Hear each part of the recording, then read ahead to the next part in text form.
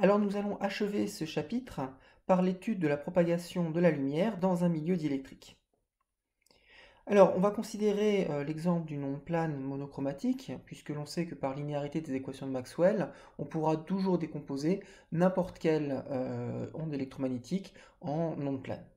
Donc on va faire l'hypothèse que les différents champs qui interviennent dans les ondes électromagnétiques, donc E, D, H et B, se mettent sous la forme d'une amplitude fois un facteur de phase exponentielle IKR moins oméga t, où l'on retrouve, comme on l'avait dit précédemment, cette dépendance en moins oméga pour la composante temporelle de l'onde.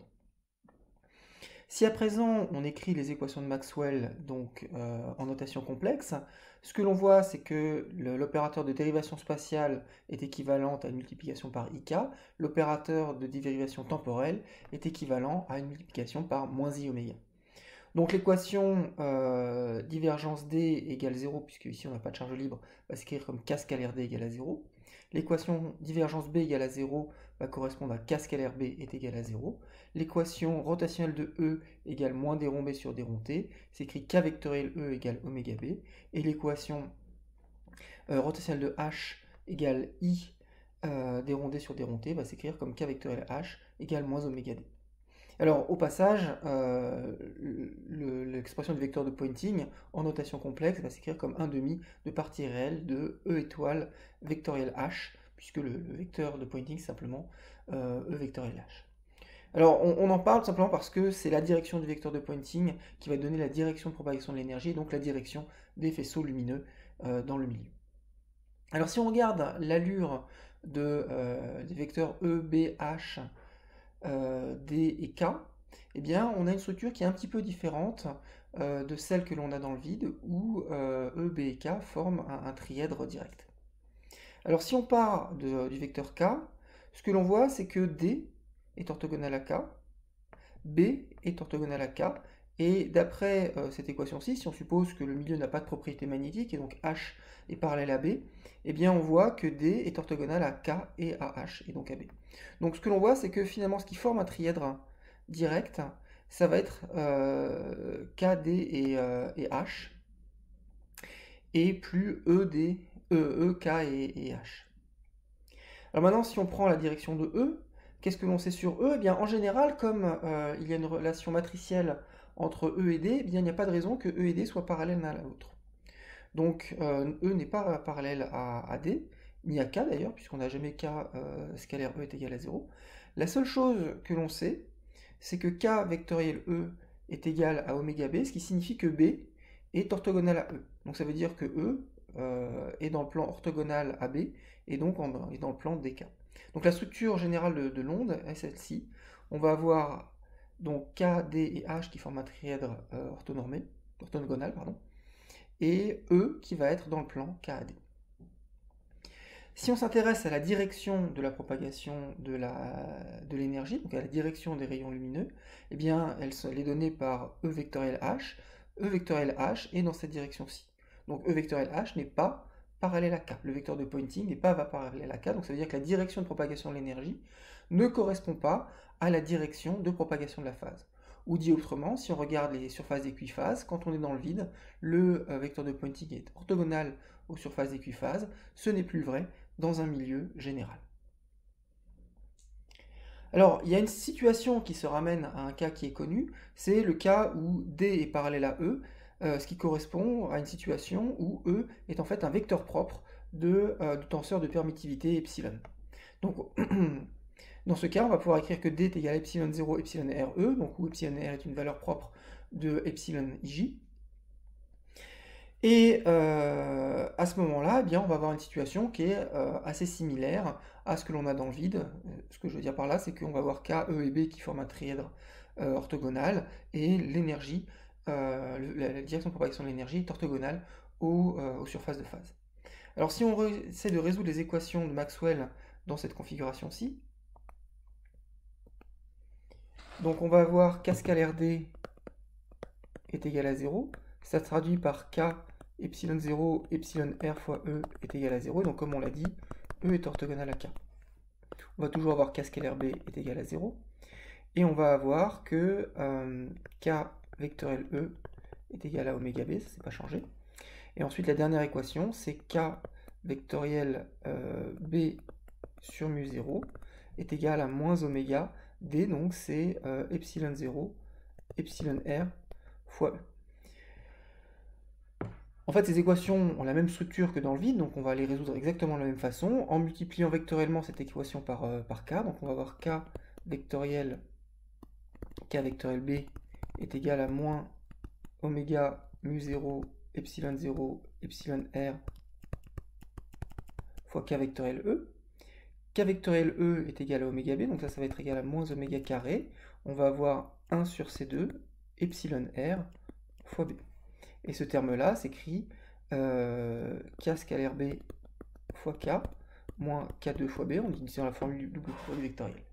Donc k scalaire b est égal à 0, puisque le champ magnétique est indivergent.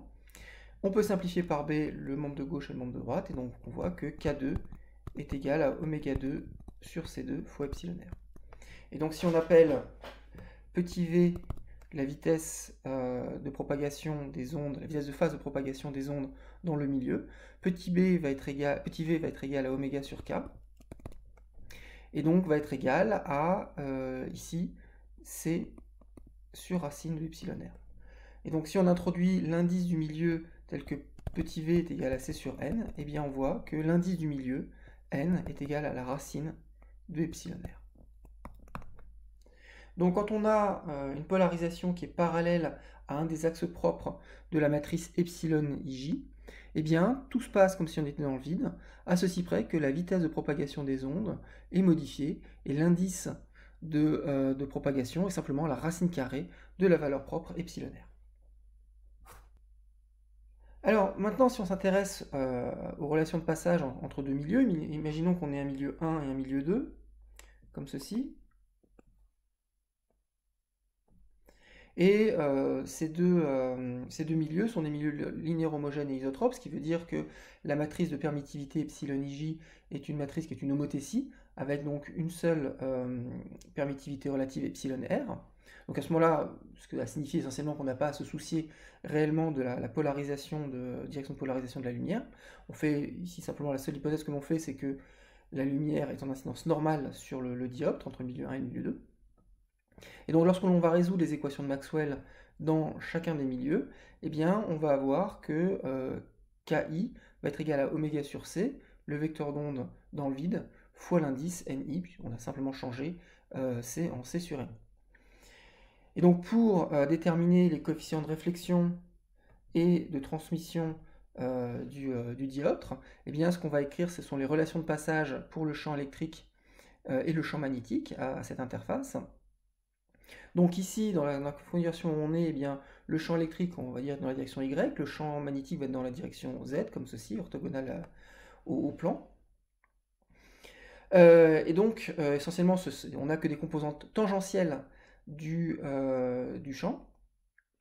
Et ce que l'on sait, c'est que en l'absence de charge et de courant surfacique, eh bien, on sait que la composante tangentielle du champ électrique et la composante tangentielle de l'excitation magnétique, ce qui va être la même chose que la composante tangentielle du champ magnétique en l'absence de phénomènes magnétiques à l'intérieur du milieu, vont être continues. Alors, écrivons ces différentes conditions. Donc, le champ électrique, E, va se mettre sous la forme E0, 1 plus R pour le milieu 1. Et il va se mettre sous la forme E0 fois T dans le milieu 2. Et donc la relation de continuité pour E0 s'écrit simplement 1 plus R égale T. Ensuite, il faut qu'on écrive la condition de passage pour le champ magnétique. Donc le champ magnétique pour une onde plane, je vous rappelle, est donné par B égale oméga B est égal à K vectoriel E. Et donc cela signifie que si on regarde dans le milieu 1, eh bien on va avoir K vectoriel E0 moins K fois R vectoriel E0 divisé par oméga. Donc ce que j'appelle K, c'est le vecteur d'onde de l'onde incidente, et ici donc je mets un moins K tout simplement parce que l'onde réfléchie avec son moins K, est égal à, donc je mets K1 ici, est égal à K2 vectoriel E0 fois la transmission divisé par oméga. Donc ça s'exprime en disant que eh bien, K1 fois E0 moins K1 fois R E0 est égal à T fois K2 fois E0. On peut simplifier par E0. On va simplifier aussi par oméga. Hein.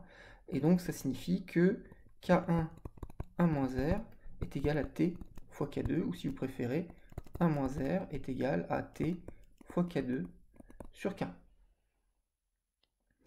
Donc si on fait la somme de ces deux relations, celle-ci et celle-là, ce que l'on obtient, c'est que 2 est égal à T fois 1 plus K2 sur K1, ou si vous préférez, T est égal à 2K1 divisé par K1 plus K2.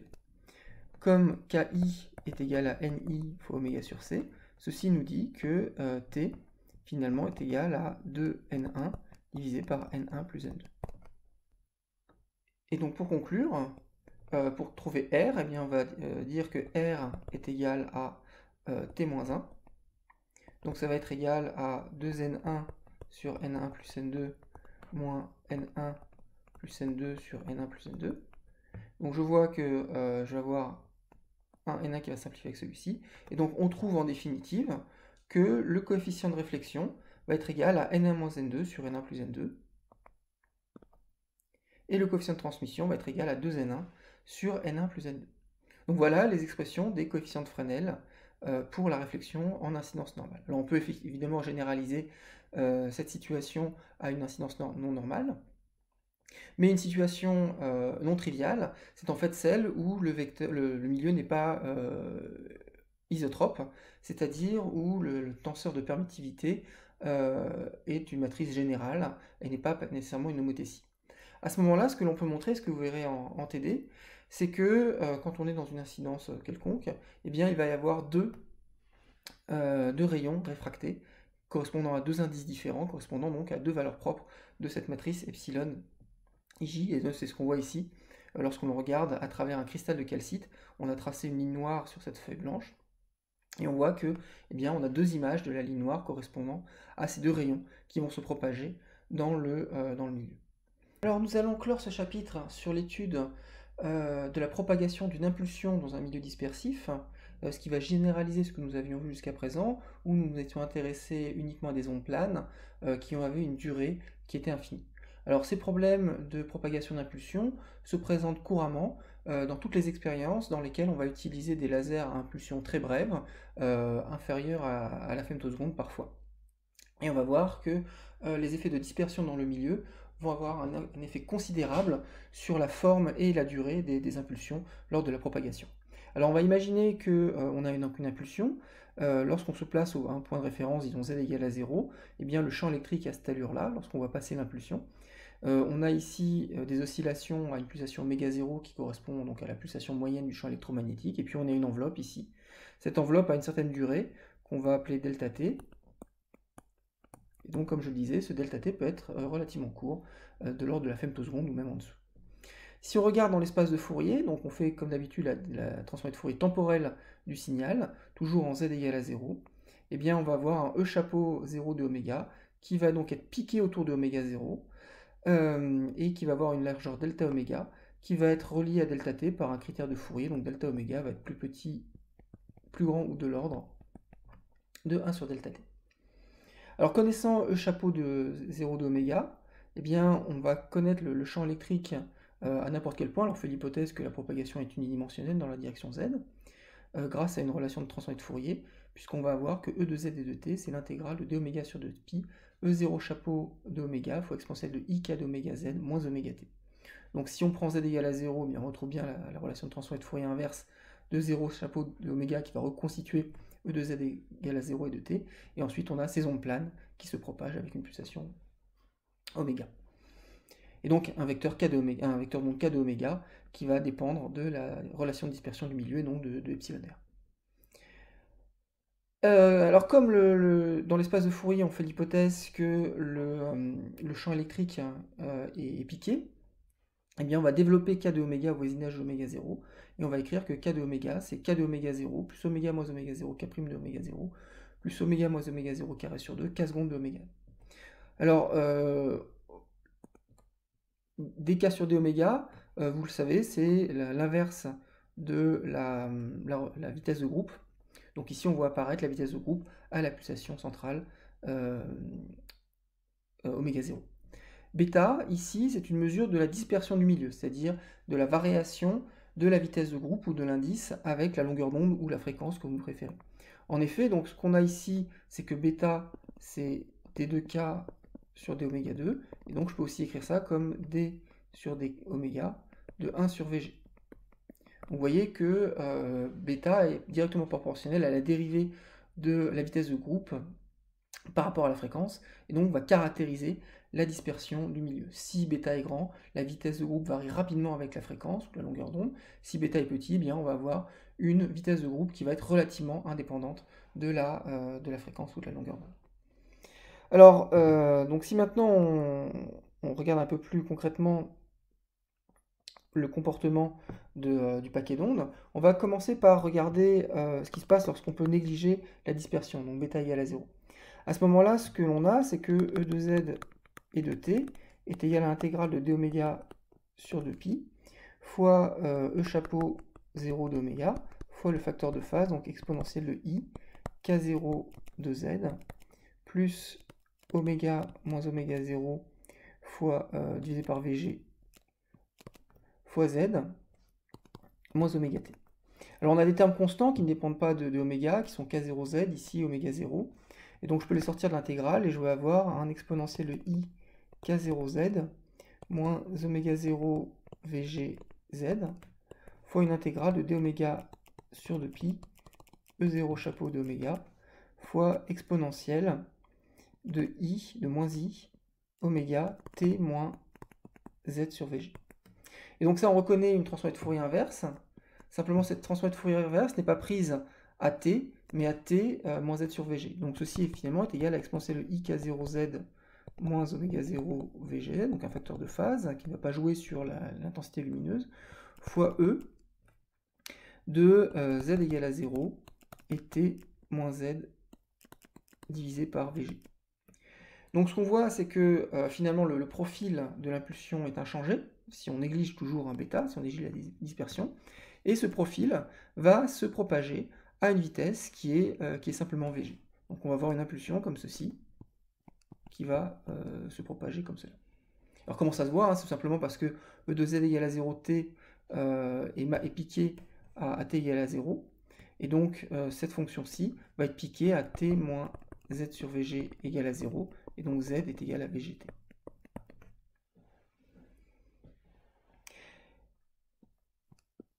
Donc voilà pour la situation non dispersive. Maintenant, imaginons que l'on regarde une situation dispersive. Alors à ce moment-là, donc, on va prendre une relation de dispersion générale, k de oméga. On écrit toujours que E de z et de t, c'est l'intégrale de d oméga sur 2pi, fois E0 chapeau de oméga, fois exponentielle, donc de I de k de oméga, z, moins oméga t. Et on va supposer que on attend un certain temps, un temps long, de façon à ce que l'impulsion soit loin de sa position initiale, et donc à l'endroit où il y a du signal, les paramètres z et le paramètre t soient tous les deux très grands. À ce moment-là, ce que l'on a, c'est qu'on va avoir donc z qui va être de l'ordre de vg fois t. Donc ce facteur de phase, il va être de l'ordre de k de oméga fois vg moins oméga fois t. Et donc si je regarde à temps long, eh bien je me retrouve dans une situation où je vais avoir une exponentielle qui va osciller très très rapidement et qui va finalement être dominée par les points où la phase est stationnaire. Donc on est en train de développer un argument finalement de phase stationnaire à temps relativement long.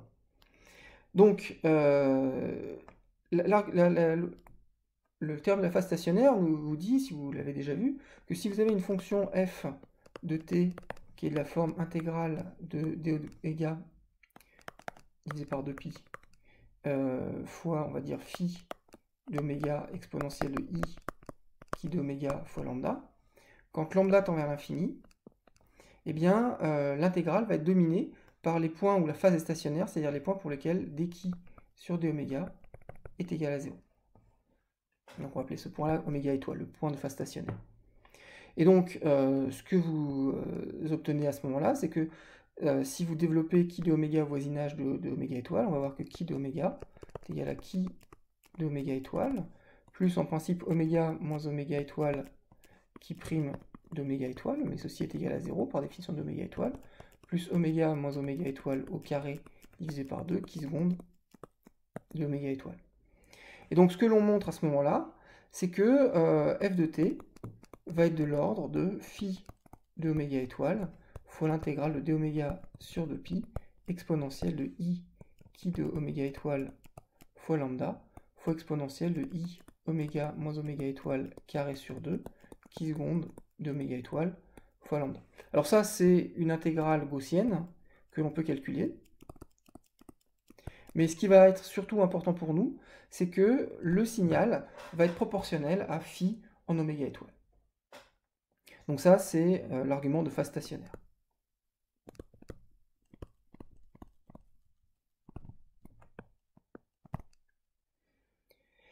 Alors regardons comment ça se présente pour nous. Donc ici, nous on a calculé E de Z et de T, donc qui est l'intégrale de d oméga sur 2pi, de E chapeau 0 de oméga, de exponentielle de i k de oméga Z, moins oméga fois t. Donc comme on l'a dit, on regarde sur des points Z et des temps t qui sont longs, et donc c'est ce qui va jouer le rôle de lambda, donc l'intégrale va être dominée par les points pour lesquels la phase est stationnaire. Alors écrire que la phase est stationnaire, ça revient à dire que d sur d oméga, de k de oméga fois z moins oméga t est égal à 0. Ou si vous voulez, d oméga, dk sur d oméga fois z moins t est égal à 0. Donc ça c'est oméga étoile de z et de t. Donc si je suis à un point z à un instant t, eh bien le signal va être dominé par le oméga étoile tel que les solutions de cette équation-là sont donc dk sur d oméga en oméga étoile est égal à t sur z. Ou si vous préférez, en fait, le signal va être dominé par la fréquence dont la vitesse de groupe est égale à z sur t.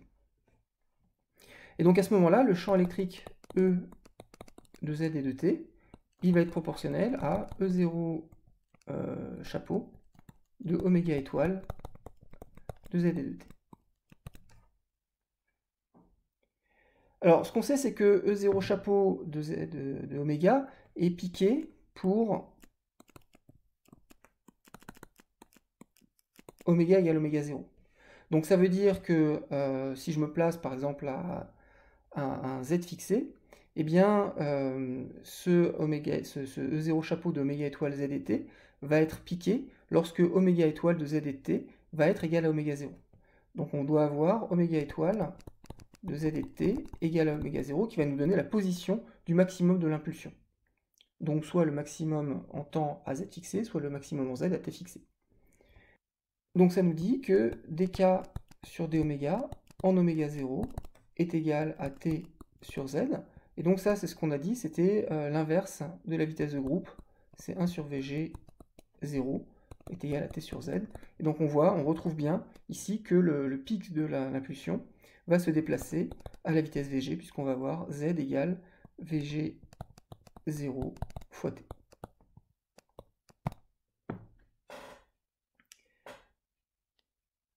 Donc on retrouve bien cette idée que le pic de l'impulsion va se déplacer à la vitesse de groupe, calculée à la vitesse du pic oméga 0. Alors à présent, on voudrait s'intéresser à la largeur de l'impulsion. Donc imaginons qu'on se place à un point relativement éloigné du démarrage de l'impulsion. Donc on va avoir un point Z0, et donc l'impulsion passe par son maximum à l'instant T0, qui est égal à donc Z0 divisé par VG0, c'est ce qu'on vient de voir. Donc si je regarde l'allure du profil, eh bien, en fonction du temps, j'ai le temps t0 comme ceci, puis j'ai l'impulsion qui arrive comme cela. Et ce que je pose comme question, c'est quelle est la largeur delta t de l'impulsion au point z0. Alors par exemple, cette largeur, on peut la définir comme étant une largeur à mi-hauteur, si on veut. Donc je vous rappelle que le champ électrique, au point Z et au point T, il est proportionnel à E0 chapeau en oméga étoile de Z et de T. Et ce oméga étoile de Z et de T, il est solution donc de dk sur d oméga en oméga étoile de Z moins T est égal à 0. Donc pour avoir la largeur, disons que la largeur à mi-hauteur, proposons delta oméga, la largeur à mi-hauteur de l'impulsion, en z égale à 0. Donc je veux résoudre finalement l'équation oméga étoile de z et t, 0 et t, est égal à oméga 0 plus delta oméga. Puisqu'à ce moment-là, je sais que je serai exactement à la moitié du pic du signal. Donc à ce moment-là, la largeur de l'impulsion en temps, au point z0, va être définie par l'équation dk sur d oméga, donc oméga étoile qui est égal à oméga 0 plus delta oméga, fois z0, donc lui il ne change pas, on est toujours au un point fixé, moins t plus delta t est égal à 0. Et donc si je suppose que delta oméga est petit devant oméga 0, à ce moment-là je vais pouvoir développer le membre de gauche, et donc je vais avoir que dk sur d oméga en oméga 0, plus delta oméga fois d2k sur d2 oméga carré en oméga 0, fois z, moins t moins delta t est égal à 0. Donc dk sur d oméga, c'est toujours l'inverse de la vitesse de groupe, et on sait que par définition, le temps t0 ici satisfait t0 égale z0 divisé par vg. Et donc finalement, ce que l'on voit, c'est que delta t, qui va donner la durée de l'impulsion, va être égal à delta oméga fois bêta fois z0. Et donc c'est aussi égal à delta oméga fois bêta fois vg fois t0. Donc on voit que si on suit l'impulsion, eh bien sa largeur temporelle va croître proportionnellement au temps, et proportionnellement d'une part à la largeur en delta oméga de l'impulsion, mais aussi proportionnellement à bêta, la dispersion du milieu. Ce qui se comprend assez bien, puisque si on a une impulsion qui est très étalée spectralement, eh bien, les différentes composantes de fréquence vont avoir des vitesses de propagation différentes, puisque bêta mesure justement cette dispersivité du milieu, et donc la variation de la vitesse de groupe avec la fréquence. Donc au total, ce que l'on trouve, c'est que notre paquet d'ondes va se déplacer à une vitesse qui est donnée par la vitesse de groupe, et il va s'étaler avec un taux delta t sur dt, d de delta t sur dt est égal à bêta delta oméga fois vg. Alors, toutes ces considérations-là se retrouvent par exemple lorsque on s'intéresse à l'efficacité et la propagation d'un signal dans des fibres optiques. Alors vous savez que la propagation de l'information par fibre optique est à présent au cœur des télécommunications à la fois nationales et internationales. Ce sont elles qui permettent le transport à haut débit de l'information. Mais cette propagation, donc sur des longues distances, se heurte à un certain nombre d'obstacles et de défis technologiques qui sont à la fois liés pour des raisons évidentes à l'absorption linéaire, c'est-à-dire le fait que en général, donc, pour un milieu réaliste, on a une absorption dans le milieu, et donc ça veut dire qu'on ne peut pas propager l'information infiniment loin, elle a tendance à s'atténuer. Donc ici, vous voyez ici les pertes en décibels par kilomètre en fonction de la longueur d'onde dans la silice. Donc, vous voyez ici ça décroît et ça remonte, avec ici un pic qui est dû à la présence de radicaux hydroxyles qui absorbent.